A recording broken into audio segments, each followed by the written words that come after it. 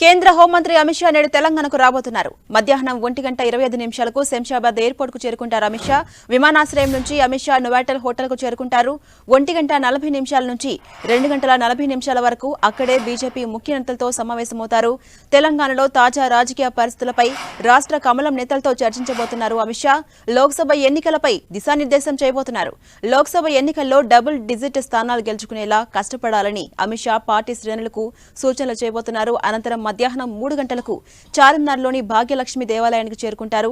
అమ్మవారికి ప్రత్యేక పూజలు నిర్వహిస్తారు. అనంతరం ఎన్నికల ప్రచారానికి శ్రీకారం చుట్టబోతున్నారు అమిత్ షా. ఇక రంగారెడ్డి జిల్లాలోని కొంగరణకల్ శ్లోక కన్వెన్షన్ కు చేరుకోబోతున్న అమిత్ షా బీజేపీ విస్తృత స్థాయి సమావేశంలో పాల్గొంటారు. మండల పై స్థాయి నాయకులతో అమిత్ షా భేటీ అవుతారు. త్వరలో జరగబోతున్న పార్లమెంటు ఎన్నికలపై రాష్ట్ర నేతలకు దిశానిర్దేశం చేయబోతున్నారు. అనంతరం సాయంత్రం 5:40 మళ్లీ నోవాటెల్ హోటల్ కు చేరుకుంటారు. బీజేపీ నేతలతో వేరువేరుగా సమావేశం కాబోతున్నారు. అయితే ఈ సమావేశంలో ఎవరితో మాట్లాడతారనే విషయంపై బీజేపీ శ్రేణులు గోప్యత పాటిస్తున్నారు. సమావేశాల అనంతరం సాయంత్రం 6:50 ఢిల్లీకి తిరుగు పయనమవుతారు అమిత్ షా.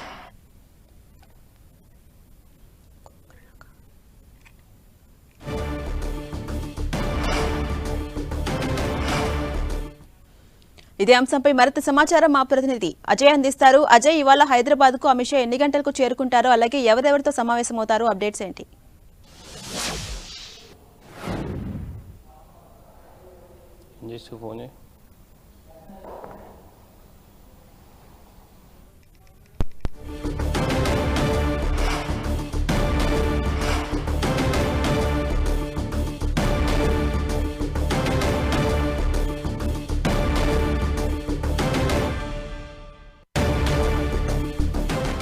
కేంద్ర హోంమంత్రి అమిత్ షా నేడు తెలంగాణకు రాబోతున్నారు. మధ్యాహ్నం 1:25 శంషాబాద్ ఎయిర్పోర్ట్ కు చేరుకుంటారు.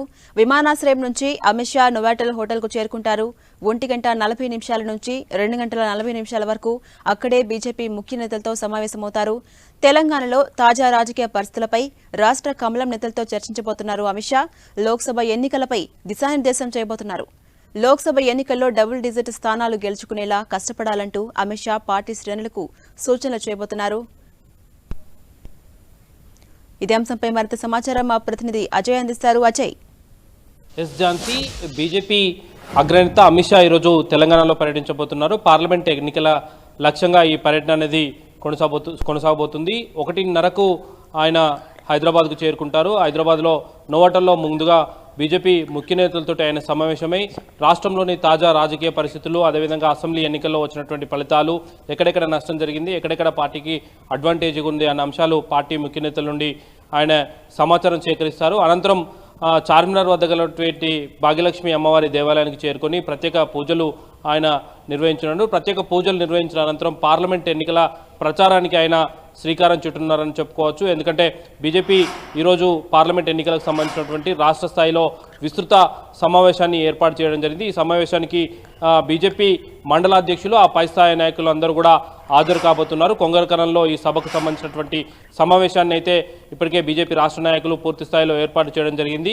అక్కడ పార్లమెంట్ ఎన్నికలకు సంబంధించినటువంటి దిశానిర్దేశాన్ని ఆయన చేయనున్నారు. ముఖ్యంగా ఇటీవల భారత ప్రధాని నరేంద్ర మోదీ బీజేపీ శ్రేణులతో ఒక 32 అంశాలకు సంబంధించినటువంటి డీటెయిల్డ్ అంశాలను వారికి ప్రస్తావించడం జరిగింది. ఆ 32 అంశాలను అమలు పరుస్తూ ప్రజల్లోకి వెళ్లాలని, ముఖ్యంగా వికసిత్ భారత్ లాంటి కార్యక్రమాలను జనాల్లోకి తీసుకెళ్లాలని, అదేవిధంగా రామమందిర నిర్మాణానికి సంబంధించినటువంటి అంశాలను సైతం ప్రజల్లోకి తీసుకెళ్లాలని ఈ 32 అంశాలలో భాగంగా ఉంది. అదేవిధంగా ఏ వర్గాలను ఆకట్టుకునేందుకు ఎలాంటి కార్యక్రమాలు చేయాలనే దానిపైన కూడా ఆయన కొంత దిశానిర్దేశాన్ని బీజేపీ శ్రేణులకు చేయనున్నారు. ముఖ్యంగా పార్లమెంట్ ఎన్నికల లక్ష్యంగా ఇప్పటికే మనం చూసుకోవచ్చు, బీజేపీ పార్లమెంట్ ఇన్ఛార్జీలను నియమించింది, పార్లమెంట్ ప్రభారులను నియమించింది. అదేవిధంగా ఒక్కొక్క పార్లమెంటుకు ఒక్కొక్క కేంద్ర మంత్రిని కూడా ఇన్ఛార్జిగా నియమించి పార్టీ బలోపేత కోసం పనిచేస్తున్నటువంటి సందర్భం కనబడుతుంది. ఈ ఏదైతే గత అసెంబ్లీ ఎన్నికల ఫలితాల కంటే భిన్నంగా పార్లమెంట్ ఫలితాలు ఉంటాయని బీజేపీ నేతలు అయితే భావిస్తున్నారు. గతంలో 2018లో కూడా ఒక్క అసెంబ్లీ మాత్రమే గెలిచినటువంటి బీజేపీ ఆ తర్వాత జరిగినటువంటి పార్లమెంట్ ఎన్నికల్లో 4 పార్లమెంట్ స్థానాలు దక్కించుకున్నటువంటి విషయాన్ని గుర్తు చేసుకుంటూ ఈసారి ఆశించిన మేర ఫలితాలు రానప్పటికీ గతంలో వచ్చినటువంటి ఫలితాల కంటే మెరుగైన ఫలితాలనే బీజేపీ సాధించిందన్న ఉద్దేశంలో అయితే పార్టీ నేతలు అయితే ఉన్నటువంటి సందర్భం కనబడుతుంది. ముఖ్యంగా గతంలో ఒక సీటు మాత్రమే పరిమితమైనటువంటి బీజేపీ ఈసారి 8 స్థానాలను గెలుచుకున్నటువంటి సందర్భం కూడా మనం ఈసారి చూసుకోవచ్చు. ఇదే ఊపుతో పార్లమెంట్ ఎన్నికల్లో బరిలోకి దిగాలని డబుల్ డిజిట్ స్థానాలను తెలంగాణలో కైవసం చేసుకోవాలని పార్టీ శ్రేణులు అయితే భావిస్తున్నటువంటి సందర్భం కనబడుతుంది. ఏదైతే గత 2 టర్ములుగా కూడా బీజేపీకి నార్త్ ఇండియా నుండి ఎక్కువ స్థానాలు వస్తున్నటువంటి నేపథ్యంలో ఈసారి అక్కడ కొంత పార్టీకి వ్యతిరేకమైనటువంటి పవనాలు వీచే ఉంటే వాటిని సౌత్ నుండి ఫుల్ఫిల్ చేసేందుకు బీజేపీ శ్రేణులు అయితే సన్నద్ధమవుతున్నటువంటి పరిస్థితి కనబడుతుంది. అందులో ముఖ్యంగా కర్ణాటక, తెలంగాణ పైన పూర్తి స్థాయి ఫోకస్ పెట్టి ఇక్కడ ఉన్నటువంటి పార్లమెంట్ స్థానాల్లో అత్యధిక స్థానాలు గెలుచుకోవడం ద్వారా ఏదైతే నార్త్ ఇండియాలో కొంత నష్టం జరిగే అవకాశం ఉంటే ఆ నష్టాన్ని ఇక్కడ నుండి ఫుల్ఫిల్ చేసే ఉద్దేశంతో కూడా పార్టీ శ్రేణులకు అమిత్ షా ఈరోజు దిశానిర్దేశం చేయనున్నారు. అక్కడ నుండి నోవోటల్కు చేరుకుంటారు. నోవోటల్లో 2 సమావేశాలను కూడా వేర్వేరుగా ఏర్పాటు చేయడం జరిగింది. అందులో బీజేపీ కోర్ కమిటీ సభ్యులతో ముందుగా సమావేశమవుతారు. ఆ కోర్ కమిటీ సభ్యుల నుండి కొన్ని సూచనలు, సలహాలు, పార్టీ బలోపేతానికి తీసుకోవాల్సినటువంటి చర్యలు, ఇక్కడ ఉన్నటువంటి అంతర్గత వ్యవహారాలు, అంతర్గత పాలిటిక్స్, అదేవిధంగా ఒకరిపై ఒకరు కొంత కంప్లైంట్ చేసుకోవడం కానీ, ఫిర్యాదులు చేసుకోవడం కానీ, ఇక్కడ ఉన్నటువంటి ఆరోపణలు కూడా అంతర్గతంగా కొన్ని సోషల్ మీడియాలో చక్కర్లు కొడుతున్నటువంటి నేపథ్యంలో వాటిపైన కూడా ఒకరిపై ఒకరు ఫిర్యాదు చేసుకునే అవకాశం ఉంటుంది. దాన్ని సెటిల్ చేసే ఉద్దేశంతో కూడా కోర్ కమిటీ నేతలతో భేటీ అయ్యే అవకాశం ఉంటుంది. ఆ తర్వాత ముఖ్య నేతలతో సమావేశమై పార్టీ బలోపేతానికి చేయాల్సినటువంటి పనులపైన దిశానిర్దేశం చేయనున్నారు. Krupa. Right, thank you Ajay.